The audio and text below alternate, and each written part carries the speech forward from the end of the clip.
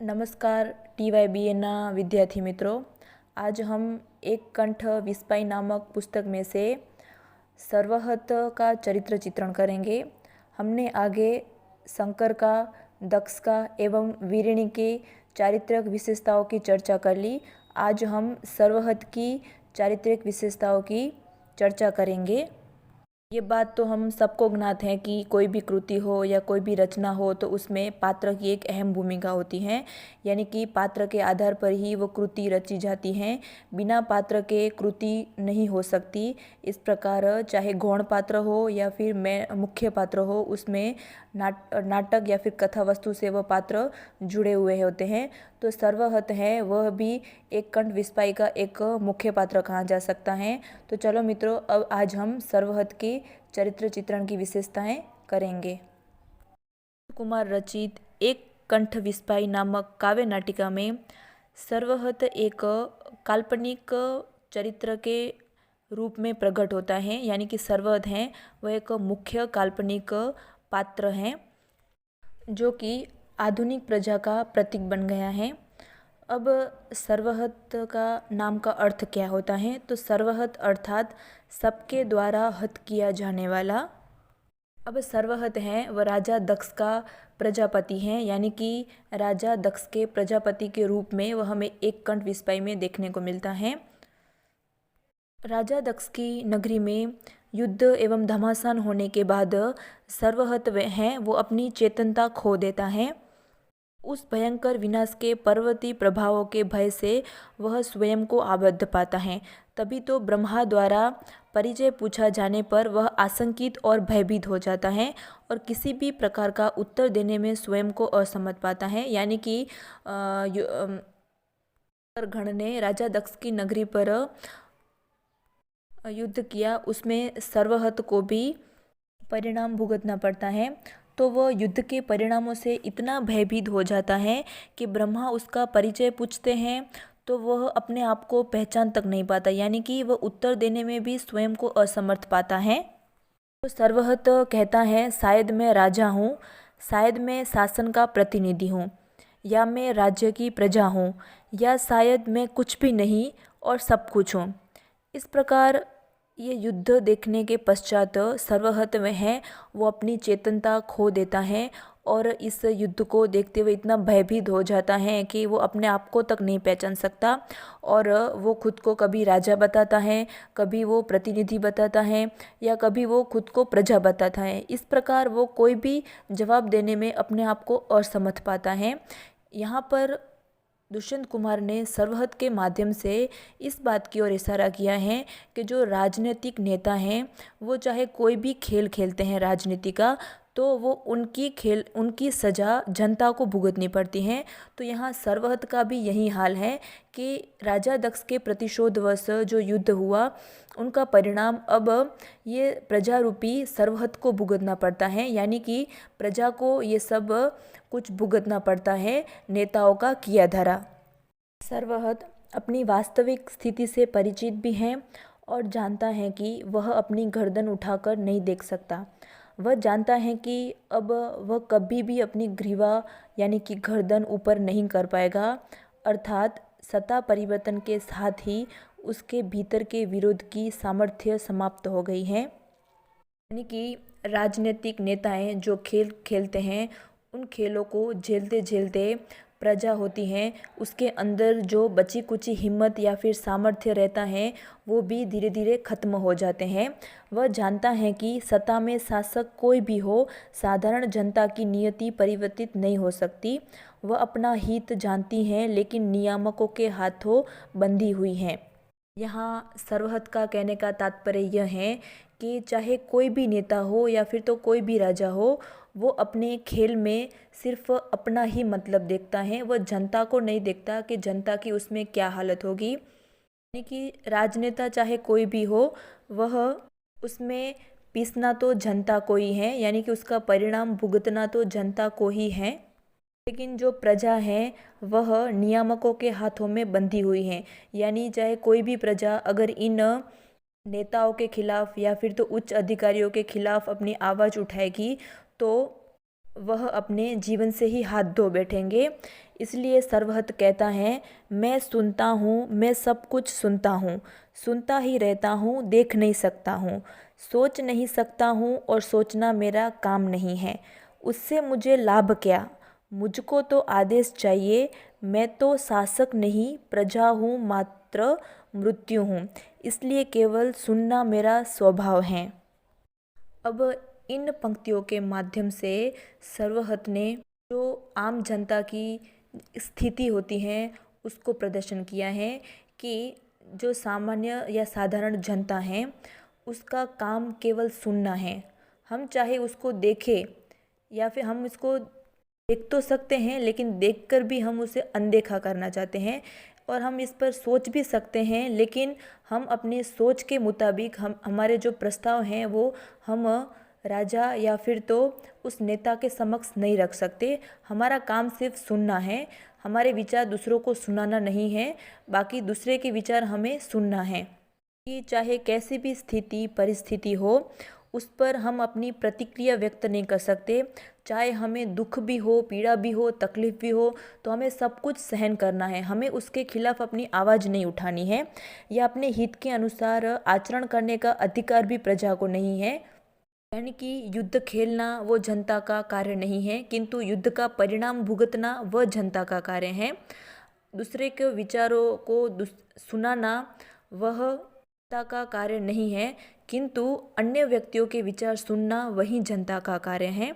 हम अपनी सोच सामने वाले व्यक्ति की तरफ नहीं रख सकते, बल्कि सामने वाले की सोच को ग्रहण करना वही जनता का काम है। जनता है वह मात्र इच्छाओं की दास है, अतः किसी भी घटना में प्रत्यक्ष भाग लेना उनका दायित्व नहीं है। मैं ये नाटक क्यों देखता भला? मुझसे या हमसे यह आशा कब की जाती कि हम नाटक देखें, उसमें भाग लें। अब सर्वहत है वो इन पंक्तियों के माध्यम से ये कहना चाहता है कि जो यज्ञ में सती अग्नि में कूद पड़ी वह सर्वहत ने कुछ भी नहीं देखा। उस समय वह वहाँ प्रत्यक्ष रूप में हाजिर नहीं था, लेकिन फिर भी ये सब कुछ सर्वहत ने देखा नहीं, फिर भी उसके जो परिणाम हुए वे उसको भुगतने पड़े। यानी कि हम कोई भी नाटक के हिस्सेदार नहीं होते, कोई भी नाटक में हम भाग नहीं लेते हैं, फिर भी अगर नाटक में कुछ बुरा होता है या फिर कुछ अड़चन आती हैं तो उसका परिणाम वो प्रजा को भुगतना पड़ता है। तो सर्वहत का भी यही हालत हुई है कि सर्वहत उस युद्ध का, उस नाटक का प्रत्यक्षी नहीं था, यानी कि सर्वहत ने कुछ भी नहीं देखा था, फिर भी जो परिणाम हुआ उसका नतीजा सर्वहत को भुगतना पड़ा। यानी कि आम जनता को उनके परिणाम भुगतने ही पड़ते हैं। सर्वहत जानता है कि नाटक देखने अर्थात घटनाओं का साक्षी होना उनकी नियति नहीं है, यानी कि प्रजा की नियति नहीं है, लेकिन घटना के पर्वतीय प्रभावों को झेलना उनकी अनिवार्यता है। यानी कि नाटक को देखना वह जनता का काम नहीं है, लेकिन नाटक के परिणामों को भुगतना वह जनता का काम है। अर्थात साधारण जनता चाहे किसी भी घटना का कारण न हो, लेकिन शासक वर्ग के प्रत्येक निर्णय का प्रभाव जनता को झेलना पड़ता है, क्योंकि यह विधाता के नियमों की विडंबना है। चाहे न चाहे किंतु शासक की भूलों का उत्तरदायित्व प्रजा को वहन करना पड़ता है, उसे गलत मूल्यों का दंड भरना पड़ता है। और मैं मनुष्य ही नहीं हूँ, मैं प्रजा भी हूँ। यानी कि शासक चाहे कोई भी भूल करे उसका उत्तरदायित्व तो प्रजा को ही मिलता है। नगर में चारों ओर ध्वंस की लीला, रक्त का जमाव, सड़ी हुई लाशें, मुड़ी हुई हड्डियाँ, क्षत विक्षत तन, भिन्नाती हुई मक्खियाँ, महल के कंगूरे, सब कुछ हैं, लेकिन वहाँ जीवंतता नहीं है। ऐसी स्थिति में सर्वहत को रोटी उपलब्ध नहीं हो सकती, लेकिन एक आशा में वह नगर द्वार के नगर मध्य तक घसीटता हुआ चला गया। देवताओं को देखकर वह उनसे भी रोटी मांग करता है और उनको भी असमर्थ पाता है तो क्रोधित हो जाता है। ये वर्णन सर्वहत ने दक्ष की नगरी का किया है। जब वहाँ युद्ध हो चुका था तब वो नगरी किस प्रकार हमें दिखती थी उसका ये वर्णन किया हुआ है। यानी कि नगरी में सब कुछ था। वहाँ रक्त पड़ा था, सड़ी हुई लाशें थी, उन लाशों पर मक्खियाँ मंडरा रही थी, यानी कि सब कुछ था लेकिन वहाँ पर जीवंतता नहीं थी। और ऐसी स्थिति में जनता की भी यही परिस्थिति होती है कि उन्हें ऐसी परिस्थिति में एक रोटी तक उपलब्ध नहीं होती, और जब वह जनता कोई शासक के आगे अपना हाथ फैलाती है तो शासक भी अपनी तरीके से ही उन्हें प्रत्युत्तर देते हैं। इस बिंदु पर वह शासक वर्ग की मनोवृत्ति का परिचय देता है कि सत्ता जानती है कि भविष्य में घटने वाली घटना का स्वरूप विनाशकारी होगा, लेकिन फिर भी शासक वर्ग कोई कदम नहीं उठाता, पर घटना के घट जाने पर अपनी संवेदना अवश्य प्रकट करता है। एक सत्ताधारी के अवदस्थ होते ही अन्य लोग उनके लिए दौड़ दौड़ कर करने लगते हैं। उनकी प्रवृत्ति को स्पष्ट करता हुआ सर्वत कहता है कि खाओ, खूब खाओ, यहाँ सब कुछ है, सब कुछ है, इन सबको खा लो, इन सब से भूख मिट जाती है। इन कलश कंगूरों को खाकर ही मेरी और तुम्हारी और हम सबकी क्षुधा शांत होगी, वरना भूखे रह जाओगे। हाँ, अब इन पंक्तियों के माध्यम से सर्वहत ने शासक वर्ग पर करारा व्यंग्य किया है।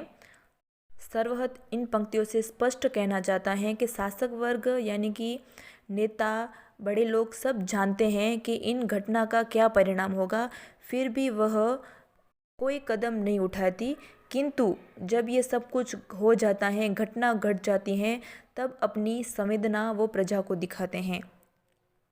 फिर ये सब कुछ हो जाने के पश्चात जनता का चाहे कोई भी हाल हो, लेकिन एक कोई सत्ताधिकारी अस्वस्थ हो जाता है तो उनके लिए सब दौड़ धाम कर देते हैं।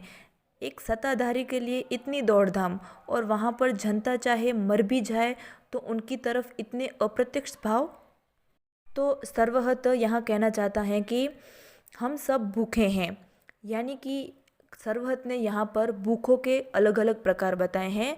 तो कहना चाहा है कि जो जनता है वो खाने की भूखी है, यानी कि साधारण लोग हैं वो 2 वक्त की रोटी के लिए भूख मर रहे हैं, किंतु दूसरी ओर जो शासक वर्ग हैं उनकी भूख का प्रकार अलग है।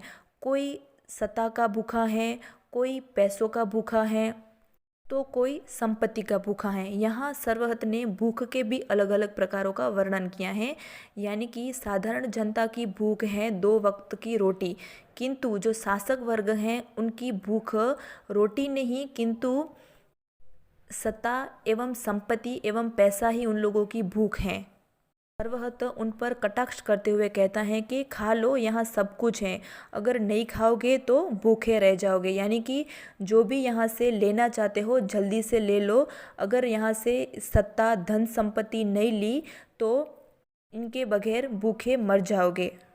सर्वत ने यहाँ यही कहना चाहा है कि सबके भूख के प्रकार वो अलग अलग हैं, लेकिन कभी भी किसी की भी भूख शांत नहीं होती।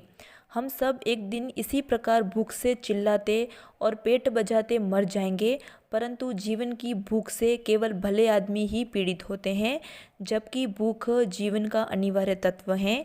यूँ भूखा होना कोई बुरी बात नहीं है।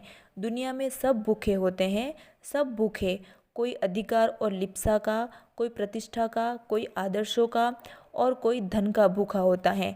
ऐसे लोग अहिंसक कहलाते हैं, मांस नहीं खाते, मुद्रा खाते हैं। आगे हमने पढ़ा कि सर्वहत कहना चाहता है कि सभी के भूख के अलग अलग प्रकार होते हैं, यानी कि कोई प्रतिष्ठा का भूखा होता है, कोई अधिकार का भूखा होता है, तो कोई धन और संपत्ति का भूखा होता है। वे लोग मांस नहीं खाते, अर्थात वे लोग हैं ना वो खुराक नहीं खाते, परंतु मुद्रा यानी कि पैसा खाते हैं। पैसा खाने से ही उन लोगों की भूख है वो मिटती है, ना कि अन्न खाने से। है वह विक्षिप्त मुद्रा में घूमता मस्तिष्क के स्तर पर पूर्णतः जागरूक है। वह जानता है कि इस नगर में उसका जीवन यापन संभव नहीं है, वह स्थान छोड़ना ही होगा, लेकिन वह उस स्थान अपने अतीत के मोह से मुक्त नहीं हो पा रहा था। छोड़ना, ग्रहण करके छोड़ना कितना कठिन होता है। सर्वहत की भूख को शांत होने का कोई उपाय नहीं मिलता। वह इसी नियति में भटकता हुआ देवलोक तक पहुंचता है। वहाँ पर भी आसन्न युद्ध से भयभीत जनता में जाकर सर्वहत मिल जाता है। वह जनसाधारण की स्थिति बताता है कि उसने तो एक ही पुकार पर सब कुछ भेंट कर दिया था, लेकिन शासक वर्ग के निकट उनकी स्थिति एक साधन मात्र से अधिक नहीं है, जो उन्हें अपने स्वार्थ की सिद्धि के लिए उपयोग में लाती हैं, और इससे अधिक उनकी उपयोगिता नहीं है। यानी कि जो शासक वर्ग हैं वो जनता को केवल एक साधन के रूप में इस्तेमाल करते हैं। फिर शासक का यदि काम हो जाए तो वो एक साधन की भांति ही जनता को फेंक देते हैं। जनता तो व्यर्थ की एक पगडंडी मात्र है, जिस पर धूल की परत चढ़ी हुई है, जो एक परंपरा की भांति व्यर्थ है और एक ही दायरे में चक्कर लगाते रहने के कारण जो निरर्थक सिद्ध हो चुकी है। उसके लिए शासक वर्ग द्वारा कुछ करने का आश्वासन से अतिरिक्त तो कुछ भी शेष नहीं रहता। यानी कि बस शासन वर्ग के उन्हें आश्वासन ही मिलते रहते हैं, बाकी काम कुछ नहीं होता, क्योंकि कर्म तो व्यक्तिक सामर्थ्य और क्षमता पर निर्भर करता है। शासक वर्ग चाहे तो सब कुछ कर सकता है, लेकिन व्यक्तिक स्वार्थों के कारण वह सर्वसाधारण के लिए कुछ नहीं कर पाता और अपनी असमर्थता प्रदर्शित कर देता है। यानी कि शासक के हाथों में सब कुछ होता है, वो चाहे तो जनता की इन भूख को भी मिटा सकता है एवं जनता की परिस्थिति में सुधार भी ला सकता है, लेकिन वह ऐसा कार्य कदापि नहीं करेंगे, क्योंकि इनके अंदर व्यक्तिक स्वार्थ जो पड़े पड़े हैं। शासक नेता के अंदर स्वार्थ हैं, वो अपनी स्वार्थी प्रवृत्ति के कारण कभी जनता का भला नहीं कर सकते। क्या बच्चों सी बातें करते हैं आप लोग शासक हैं और शासक को ही कहीं रक्त की कमी हुआ करती है। आप लोग चाहे तो मेरे लिए रक्त का समुंदर भर सकते हैं। अब इन पंक्तियों के माध्यम से सरवहत ने कहा है कि शासक जब चाहे तब वह व्यक्ति का इस्तेमाल करके उसे मार भी सकता है और उसे फेंक भी सकता है। सरवहत द्वारा प्रस्तुत किए गए ये तथ्य अत्यंत गूढ़ हैं।